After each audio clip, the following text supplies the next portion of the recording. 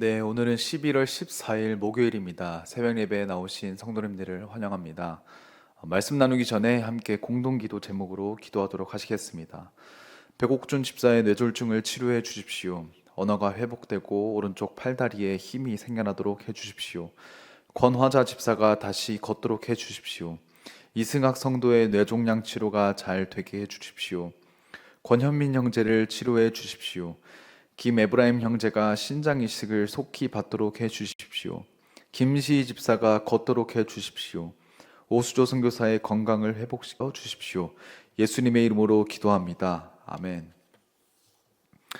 오늘 본문은 시편 71편 1절에서 13절까지 말씀입니다. 늙어서 쇠약할 때에도 나를 버리지 마소서라는 제목으로 함께 말씀 나누도록 하시겠습니다. 오늘 본문 시편 71편은 24절로 이루어진 시편입니다. 그 중에서 오늘 다룰 본문은 71편에서 1절에서 13절인 절반 부분의 앞부분을 살펴보도록 하겠습니다. 71편의 저자는 누구인지 정확하게 드러나고 있지 않습니다. 하지만 명확하게 드러나는 것이 한 가지 있는데요. 그것은 바로 시편의 이 71편의 저자가 도움이 절실히 필요한 상황에 처해 있다는 것입니다. 10절 말씀에 이렇게 고백합니다. 내 원수들이 내게 대하여 말하며 내 영혼을 엿보는 자들이 서로 꾀하여. 내 영혼을 엿본다 라는 그 의미는 내 생명을 위협한다 라는 상황으로 받아들일 수 있습니다. 이러한 상황에 놓여져 있는 저자가 정말로 아이러니한 것은 아주 어렸을 때부터 하나님과의 관계가 깊은 자로 소개가 된다는 것입니다. 5절과 6절 말씀을 보시면 제가 읽어드리면 주 여호와여 주는 나의 소망이시요 내가 어릴 때부터 신뢰한 이시라 내가 모태에서부터 주를 의지하였으며 나의 어머니의 배에서부터 주께서 나를 택하셨사오니 나는 항상 주를 찬송하리이다. 저자는 명확하게 나타내고 있습니다. 자신이 어렸을 때부터 하나님과의 관계가 깊었다. 하나님을 신뢰하는 삶을 살아왔고 또한 모태에서부터 자신을 택한 하나님을 항상 찬송하는 사람이었습니다. 하지만 이러한 믿음이 철저하고 두터운 신앙을 가지고 있는 이 사람에게 큰 위협이 찾아왔습니다. 그 재난이 얼마나 컸던지 그의 원수가 되는 사람들이 그를 보고 하나님이 저 사람을 버렸다. 이제 그를 따라잡자라고 말합니다. 11절 말씀입니다. 이르기를 하나님이 그를 버리셨은즉 따라잡으라. 건질 자가 없다 하오니. 어릴 적부터 하나님에 대한 믿음이 두터운 신앙인의 삶에 큰 재난이 찾아옵니다. 성경에서 찾아본다면 대표적으로 욥을 볼 수 있겠네요. 하나님과의 깊은 관계 안에서 삶을 살고 있지만 재난이 들어닥칩니다. 너무나도 힘들고 어려운 고난이 그 사람 앞에 다가왔습니다. 그러한 모습을 옆 사람이 봤을 때 누가 보더라도 이 사람이 어떤 잘못을 저질렀길래 하나님이 이러실까? 오늘 본문처럼 이 정도면은 하나님이 저 사람을 버렸다 라고 말이 나올 정도로 너무나도 크고 무거운 짐이 그 시험이 그 사람 앞에 놓이게 됩니다. 그렇다면 그 사람을 가장 어렵고 힘들게 하는 것이 무엇일까요? 물론 그 시험 자체로 인해서 그 크나큰 어려움으로 인해서 다가오는 그 역경과 고난이 그 사람을 힘들게 할 것입니다. 당연합니다. 하지만 그 일과 더불어서 그 사람을 가장 힘들고 고달프고 그 사람으로 하여금 잠 못 이루게 하는 것은 바로 그 신앙인이 갖고 있는 그 믿음 때문에 그를 더 힘들게 만들고 있다는 것입니다.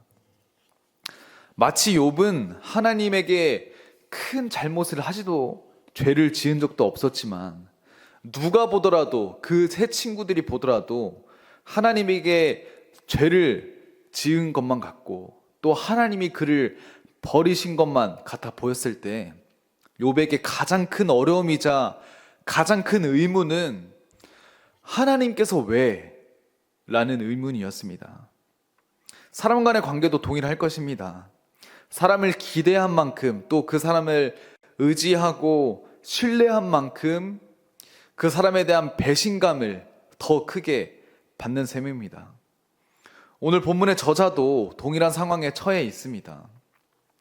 어릴 적부터 가장 신뢰한 하나님으로부터 버림을 받은 것만 같은 느낌을 받았을 때 이 저자는 가장 큰 어려움에 봉착하게 됩니다.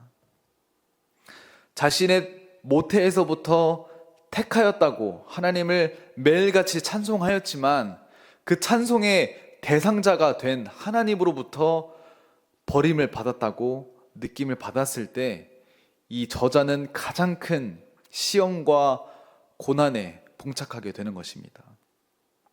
하지만 이러한 상황에서도 정말 놀라운 고백을 저자는 하고 있습니다. 12절 말씀입니다. 제가 읽어드리면 하나님이여 나를 멀리하지 마소서 나의 하나님이여 속히 나를 도우소서.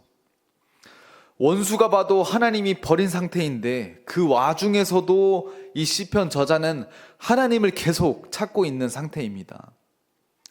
어쩌면 이 시편 71편은 하나님의 어떠한 구원이나 건지심이 나타나지 않는 상태에서 끝나는 것을 볼 수 있습니다. 하지만 끝끝내 시편 저자는 계속해서 하나님을 신뢰한다고 고백하고 하나님을 찬양하는 것으로 오늘 본문을 마무리하고 있습니다. 저는 이 본문의 이러한 모습에 도전을 받게 됩니다.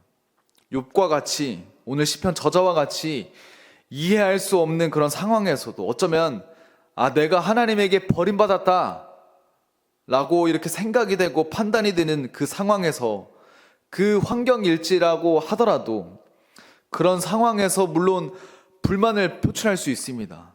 황당하고 어이없게 느낄 수도 있습니다. 또 반대로 화를 낼 수도 있을 것입니다.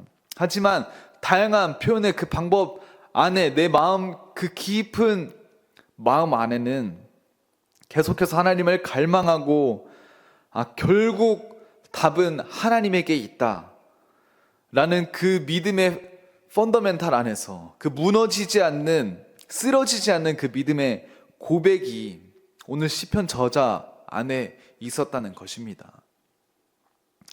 결국 답은 하나님에게 있습니다. 수많은 역경과 위협 또 고난과 어려움 그 속에서도 다윗이 찬양하고 다른 모든 믿음의 선진들이 고백할 수 있었던 것은 하나님이 계셨기 때문입니다. 오늘 하루도 저희들에게 다양한 환경들이 주어질 것입니다. 어렵고 힘든 상황일 수도 있고 즐겁고 아주 여유만만한 그런 상황일 수도 있을 것입니다. 하지만 그 모든 상황 속에서 우리들이 찾을 수 있는 답 한 가지 분명한 것은 하나님이 답이시다라는 것입니다. 이 하나님이 답이시다라는 이 고백이 오늘 시편 저자가 저희들에게 강력하게 말하고 있는 메시지입니다. 이러한 고백이 그 하나님의 도우심 안에서 자유를 맛보며 만끽하며 하나님의 유일하신 그 크신 팔을 붙잡는 삶을 사시길 저와 여러분들의 삶에 있기를 간절히 소망합니다. 함께 기도하시겠습니다.